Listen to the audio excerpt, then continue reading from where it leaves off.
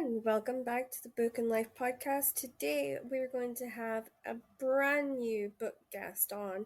Whether they're an author, an editor, a producer, you'll never quite know, so you're in for one hell of a ride. But today I just have to do the adverts and then I'll get us straight into that most important conversation. And as we do every week, I'm going to read The Shadow, which is part of the Time Guardian series, and this is book 4 from Marianne Curley. The battle is over, the war is won. The prophecy complete, but life can't just pick up where it left off for Ethan, struggling to cope with tragic loss. At odds with friends in the guard, he finds himself adrift, jumping in shadows and sensing someone who can't possibly be there. Blaming herself for the goddess Athena's death, Giselle swears revenge to vilify the immortals' plan for world domination. But Giselle hadn't planned on love, and that leaves her with an unbearable choice. Should she follow her heart or the strings of a goddess short on praise but high on expectation, who continues to pull her from the grave? As the guard and the order battle through the past and into an impossible future, darkness lurks round every corner. The fight for the world's survival rests with just one. Is it friend or foe who stands in the shadow? And just a reminder that The Price of Freedom by Rosemary Rowan, is being donated to the Ukraine refugee crisis. And here's the blurb for her book. It's one of her Roman British crime series, which was written under her maiden name. All editions can be found online where all books are sold, even her agents donating her commission. Sorry, I don't have the blurb for that, but that's what she's doing.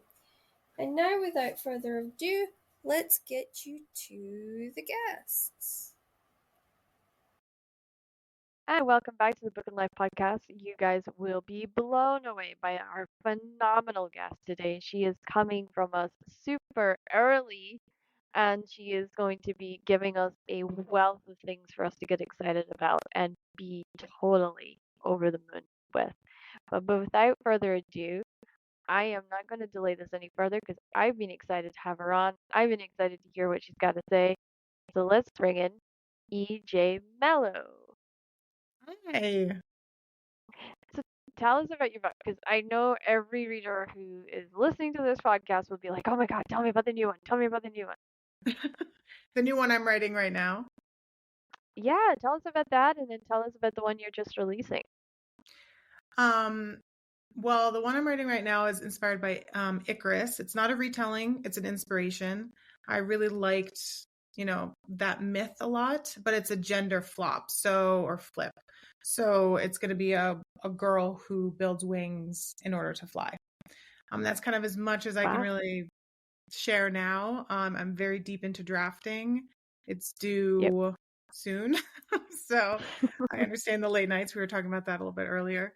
And then the book that previously came out, my Musai series, there's 3 of them. There's Song of the Forever Rains, which is the first one, and then Dance of the Burning Sea, and then Symphony for a Deadly Throne. It's a trilogy, but it's kind of like historical romances where each book is a standalone.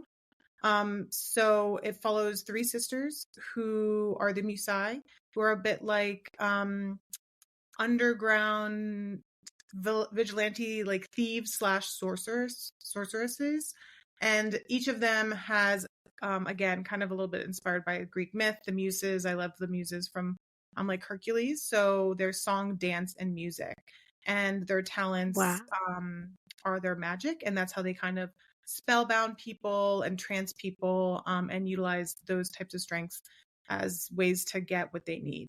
And they report to the Thief King, who has an underground kingdom called the Thief Kingdom. And it's just as chaotic and deplorable and wonderful as you might imagine. So yeah, that's kind of like the high level full story of what the series is about. And then Song of the Forever Rains is the very first one, and it follows the youngest sister, Lakira, who has the power of song. So really with her voice, she can hurt anyone. And it's really her story of, all of her strength is connected to her voice. So even if she's upset, and she unintentionally screams or yells or like falls down, skins her knee, it can do a lot of damage. So it's a story about her really trying to control that emotion in her music, while also trying to prove her worth to her family. And she kind of gets put on this solo mission to help this guy, Darius McKenna, who's the lord of this castle, and his evil stepfather has taken over it, and it's their whole adventures there. Wow, that sounds amazing. That's a really awesome book to be excited about, and I'm sure everybody's going to be lining up to get a copy. Tell us about the one you've got just about to release, the one that's coming up really fast. I'm not sure which one you mean because they're all released here in the United States. So I'm curious which one is I think releasing it's there. your latest one that's just come out, yeah. Oh, Symphony for a Deadly Throne? Yeah. Is that with like the green cover? Yes, that's the one, yeah. That one is the eldest sister, so that's kind of the order. It goes youngest, middle, eldest. Yep. And her name's Arabessa, and she has the power of music. So her playing instruments is her power. And that's how she can kind of control things, and fight off bad guys or bad people. And that is a story of, I guess the tropes would be childhood sweethearts, second chance romances. There's a huge task that she is put up against in the Thief Kingdom. I can't really give too much away, or it'll give a lot away. But it's really about her and her childhood sweetheart, like rekindling, and about responsibility and duty to family. And she obviously carries a lot of that because their mother died when they were young. So she has become the matriarch, and just how she's self-sacrificed a lot in her life. And this is kind of the ultimate self-sacrifice that she's working through right now, while also trying to stay connected with the man she loves, and just Yeah. that kind of peril back and forth. Wow, that sounds amazing. So what actually inspired that for you? For this specific book? Yeah.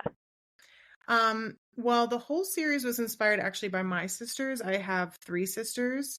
So that was really the like genesis of it. Mhm. I'm really close with them. We, you know, our whole childhood was just make believe and play.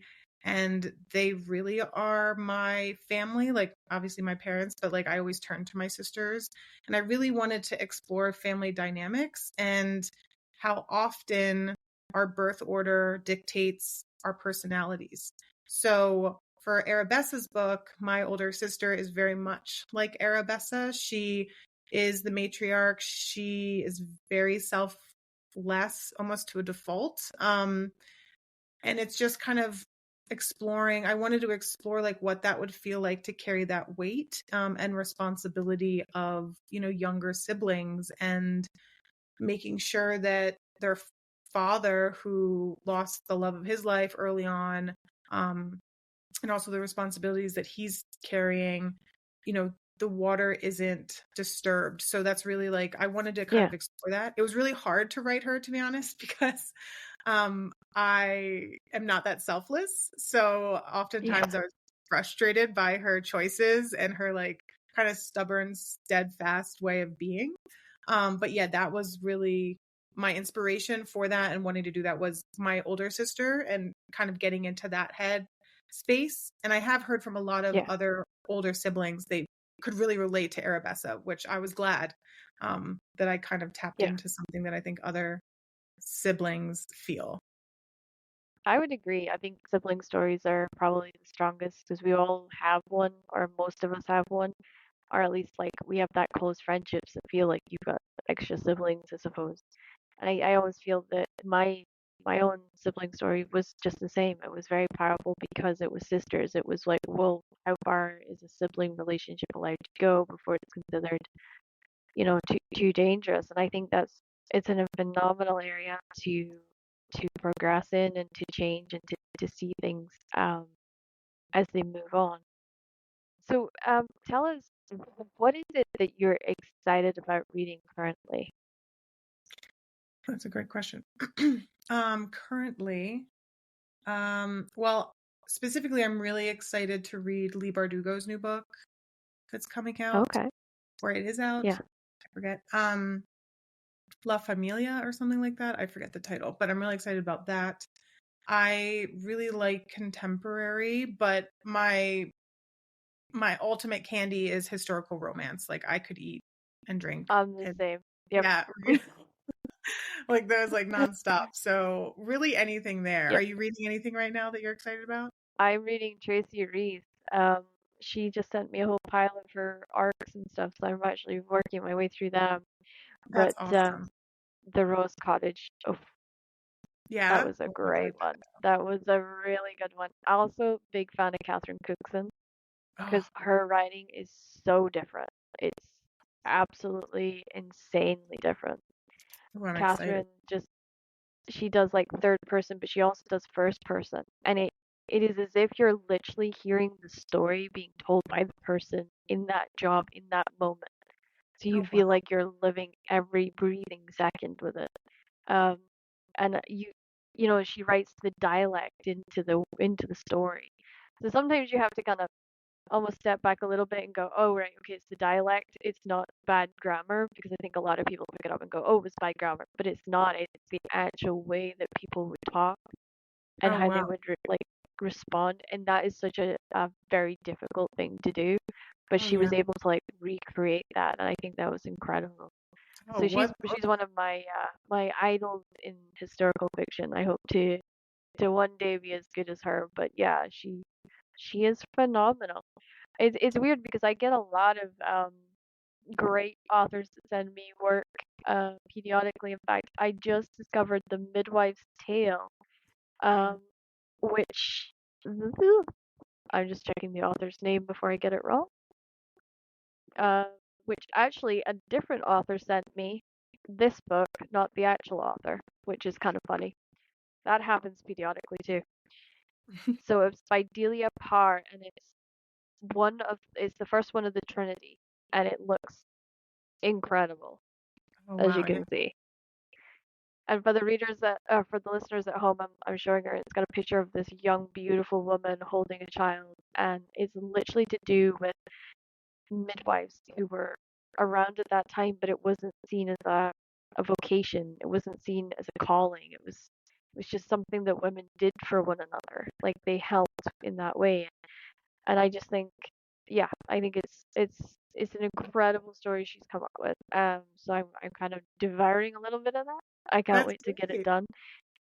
But yeah, no, there's and it's in perfect timing because Call the Midwife is back on in the Oh, UK. yeah. So of course, you know, perfect two things to line up. But yeah, no, I have I have a love for historical fiction. It's how I started out. One of the most amazing writers that I've had both on the show is Marianne Curley and Celia Reese. And Celia Reese actually did Diaries of a Witch, Oh, who fled the UK during the witch trials, and she's a child.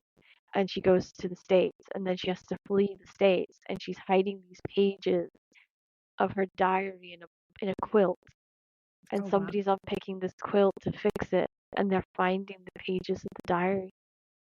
And I just thought that was an incredible trilogy that they put together. And then you've got Marianne Curley who did Old Magic, which has got time travel in it. So Mhm. this young witch ends up traveling back in time with this very modern young chap who just seems to screw it up the whole time, and it's a lot of fun and it's a lot of humor, and they're great. They're young YA books, but historically they're absolutely amazing. Yeah. I always recommend them. So when when you look at writing and you look at publishing right now, what makes you excited about the industry? What gets you kind of going, oh yeah, I love being a part of this world? I think, I started self-publishing, indie, Hmm. and then I went trad. And I still, I'm a hybrid author, I guess you would consider me. And Yeah, I just I'm the love same. the way, oh, that's great. Yeah. And I mean, I'm sure you've seen this, Crystal, because I love the way that indie pushes the genres in the sense that, traditional, obviously, they're trying to sell shelf space, so they need category. So it's Yeah, hard when you have a book that is bridging multiple categories. And I think indie that's true. does, yeah, they do that really well, and it's awesome. And I think, with the whole book talk movement, which everyone knows about, I think that I'm excited for how indie is rising and how indie is helping dictate a lot of trad.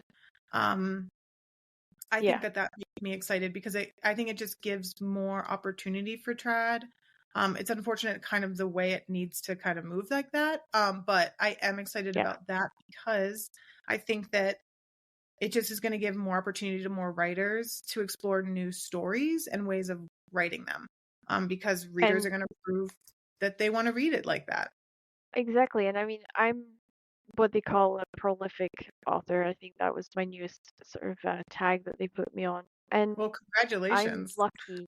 Yeah, I'm lucky because I get to do multiple genres. I'm not trapped in one genre. I can go wherever I want and I can produce whatever I want. And that's the great thing about being in an indie publisher is that you have that freedom to do that. And okay, the schedule is killer. But being able to say, okay, I want to write fantasy YA for 6 months, or then say, no, now I want to go into crime for a little bit, or erotica, or I want, and having the freedom to change pen names and not be restricted. And with indie, you get to do that. But if I was in traditional publishing, I wouldn't be able to do that because I would be stuck in a set house with set rules, them wanting a set genre, and the freedoms I feel is just not quite there for authors like me who want to explore and want to dip to express all their stories and to tell all the stories that they have rather than being stuck in, say, romance or one of the subgenres of romance and one thing and another. And I made my name off of creating, sports romance and pushing sports romance and seeing where that would go and having the wrestling element for the first time in there. Um, and I think we're seeing more of that. We're seeing more people pushing to see what can be done in indie. And I think now with indie on the rise and sales definitely on the rise for indie publishers, then, sky's the limit. I don't think this publishing model is going to be the same in the next 2, 3 years. Yeah, and I think a perfect example of that is new adult. New adult is Yeah. something it's interesting. Indie readers would think that's a common category, Hmm. but that is not Yeah. in traditional publishing. There is no new adult, and if there is, it's very new on No. shelves. Um, when Yeah. I was writing the It, Dreamland series, which was my very first series that I indie published, that was like the biggest issue with trad when I was trying to get it like represented. They were just like, this isn't young adult and it's not adult. There was no like in yep. between, and that still is very new. I think in the indie space it is not new. Everyone is doing new No. adult. But if you It's talk to any been trad on the go for a long time now. if you talk to trad publishers, they're like, that's not, it's adult, Yeah. like it's fantasy adult, which can span so much, or it's young adult. Hmm. And there's not that new adult like flag on the Yeah. top of banners in stores really, in a lot of places. So I think that's a good Yeah. example of like that hybrid model that indie has created, um, Yeah. and is And I continuing. think we're continuing to push it as well because when you look at sports romance now, it's not just football stars and basketball players that the authors are writing about. They're writing about MMA fighters, of which Laurie Foster did an incredible series on. You're seeing my series, Marie's World, which has got wrestling in it, starting to make tracks, starting to push the boundaries a bit. And then you've kind of got the flip side where you've got golf now becoming a thing and NASCAR racing and like almost indie lets you have that freedom to say, well, what would it be like if these two worlds came together? And I Yeah, think that's the great thing. And I look forward to the day when traditional publishing kind of catches up and goes, so this is why the indie model's working. So maybe we can pinch bits here, there, and everywhere, and we can then sort of dominate again. But until then, I think I always say to everybody, if you're thinking about becoming a writer and stuff, look at what you want to do and find the right path for you. Like, yeah, if it's traditional, great. You know, you want to stay in one genre, you want to focus on that, that's a fantastic thing. If you want to do a bit of exploration, a bit self-exploration, you can do self-publishing or you can do indie. Um, but there is a place for everybody now. It's not like the old days when, you know, you either got through the door or you didn't. Mm-hmm. Um, and I think that's amazing. So Oh yeah. so tell us what you're excited for your readers and for all the listeners out there that's coming up. What's the thing that you're most excited about For my own stuff or for your for own work? Yeah. Yeah. well, I'm excited for what I'm currently writing. Um Yep. the duology. I haven't written a duology before. With each of my projects I try and tackle something new that helps with Yeah.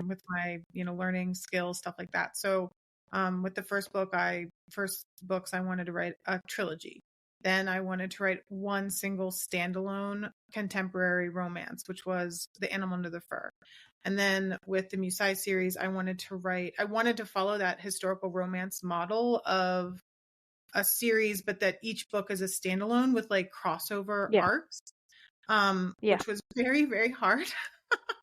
I I know think, I'm doing it, but I'm doing it with 36. So, oh my God. yep, I'm right there with you because I've got basically my series model is you got a series and then all the characters that are the main characters have their own little series. So they have their own little stories ongoing. So sometimes my wall looks like a murder case with all Yes. the pins and like the little lines going everywhere and like the this person's doing this person and that cat's with this cat and you know like you just have to like almost it's like a friggin' chess game and I never realized how difficult it would be and I'm like 6 7 books in now and I'm like did I lose my mind did I did I So are you a did I plot? fall off the wagon here you know So are you a plotter? yeah I had to be Yes. I was going by the seat of my pants for the first one and Mm. then I realized oh I can't do this I gotta break the entire series down and then I have to like and then I really got forced to plot because Marie has her world and her story and her version of the story, and then you kind of go into Layla's side, and Layla's the cause of everything, and she just has no clue that she is, and it's very frustrating and very. She's so very, very, very naive, and you just almost want to get your hands in the screen and go, Yeah, and just shake her. jingle her a little bit, and just see if she wakes up a bit. Um, but all the characters are so unique and alive that to be able to kind of give them their own either standalone book or their own little mini series is has made it feel like a world. It's almost like you're exploring the world. So if you don't like Marie, you don't have to follow Marie. If you like Layla, you can follow Layla.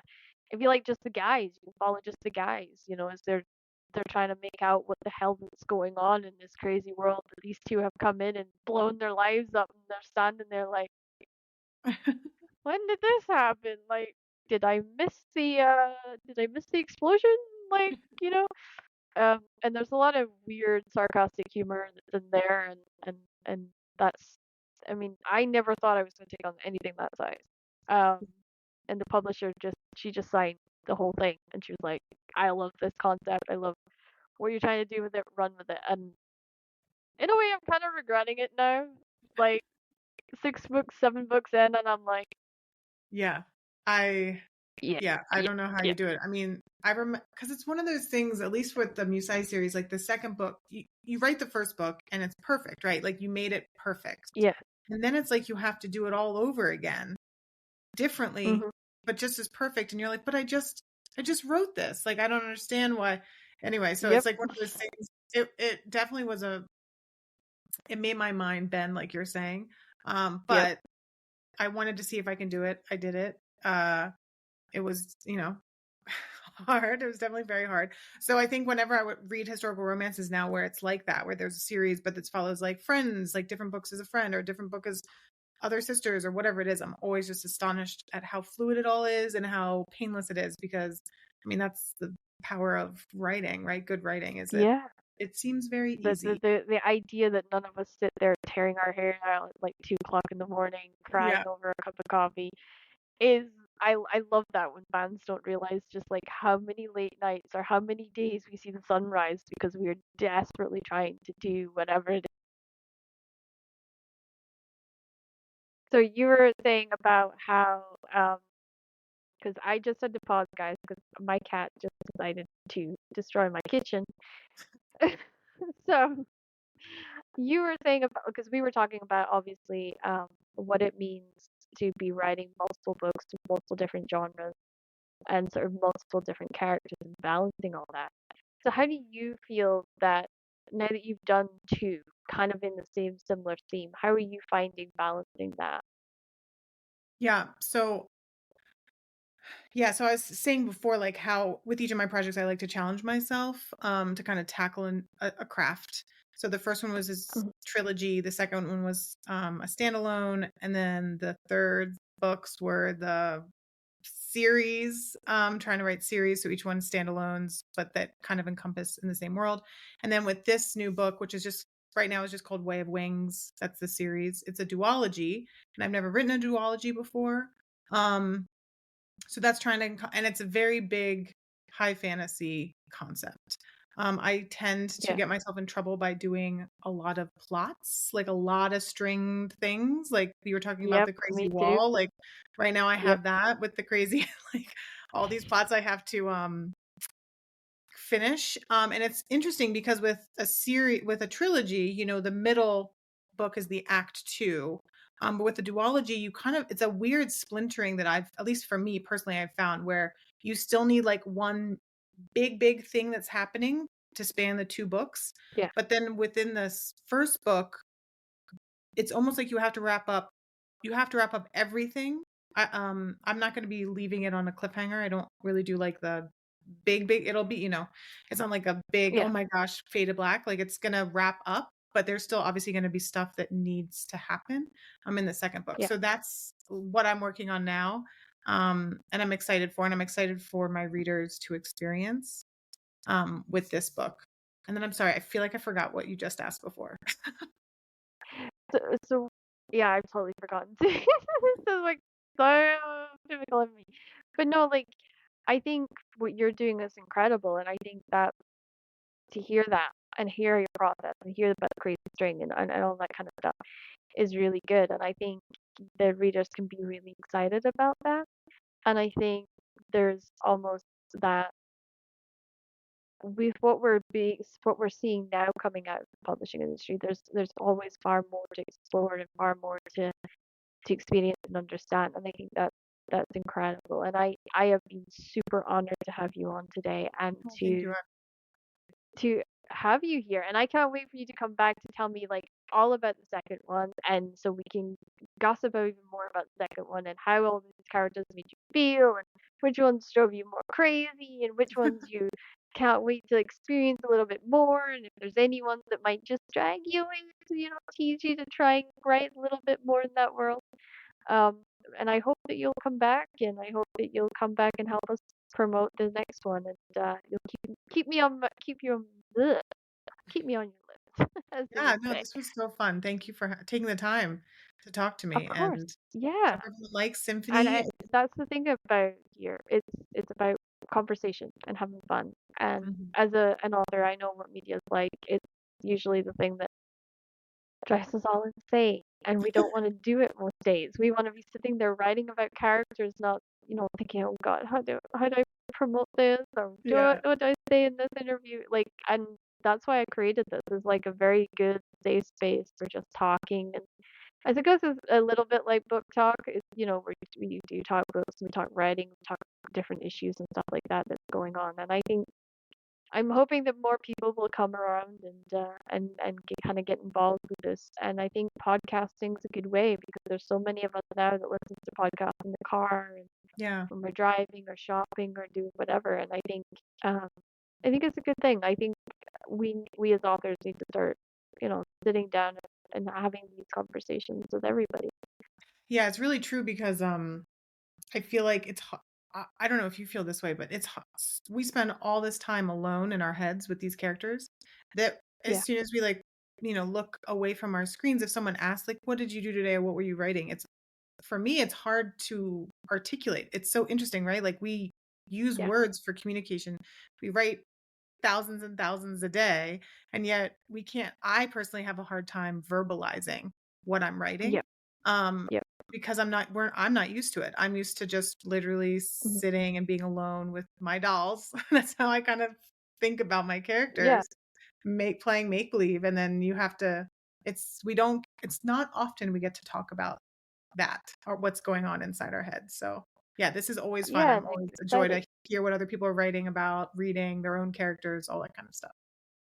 Yeah, and I think that it's good because it's almost like we're opening the door a little bit so people can see what the community's like and they can go, it's not as foreign or strange, and then they're not kind of getting caught up on this sort of I always call the stereotypes of what follows us all around because we all get Mhm. told that we're, unsociable, or they think of us as old men with cigars and whiskey, and there's so many of those stereotypes out there that you're just like, where did this one come from? Yeah. But yeah, and I think podcast is a good way for authors to be able to do that because we can do this anywhere in the world at any time now. And I think that's an incredible experience too. And I keep saying to everybody that, no matter where I go in life or what I do in life, this podcast to me is kind of like the lifeline as well because Oh, it's good to remind me why I like to write and why I love writing, especially on days when I'm sitting there going, I'm stuck on this page and I'm not getting any further. Like, "Grr." And then yeah. knowing I got a podcast the next day where something will shake loose, or just having a conversation with a different writer can just ease that door open and let that happen. And that's actually why I started using Discord more. We've actually opened a Discord for the fantasy series that we're going to be running, called Forgotten Immortal. So Nice. we've got a Discord server for gamers and for readers that can come Nice. on and share pictures and share conversations and artwork and all this kind of stuff. And we're using that, and that's called Valhalla. It's an incredible, it's a community. It's a great place to just come and forget your worries for like an hour or two. Yeah. Take part in watching videos and the forum chat, or sitting in and having a conversation and a cup of coffee in the lounge, or, participating. Some people, a lot of authors are gamers too, and we've got that option there too for gamers. And it just gives them a place that they can come, and it's their space, and it's a great safe space. I That's highly recommend trying it, actually. that's I was awesome. not a huge Discord person until recently. Yeah. No, I gotta check it out. That sounds great.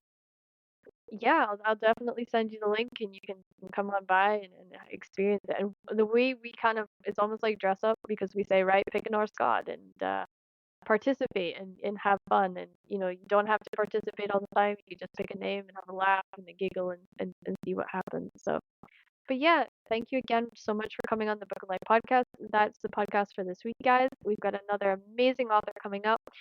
She's more excited than I think I've had in a long time. And I can't wait for her to explode with her news. She's got some great news going on. And so yeah, everyone be safe. Make sure you're doing safe things. Don't don't laugh too hard when you're drinking coffee and watching and listening to this show because I know a couple of you choke. So have some fun and enjoy your week. And we'll see you again on Monday with more from the Book and Life podcast.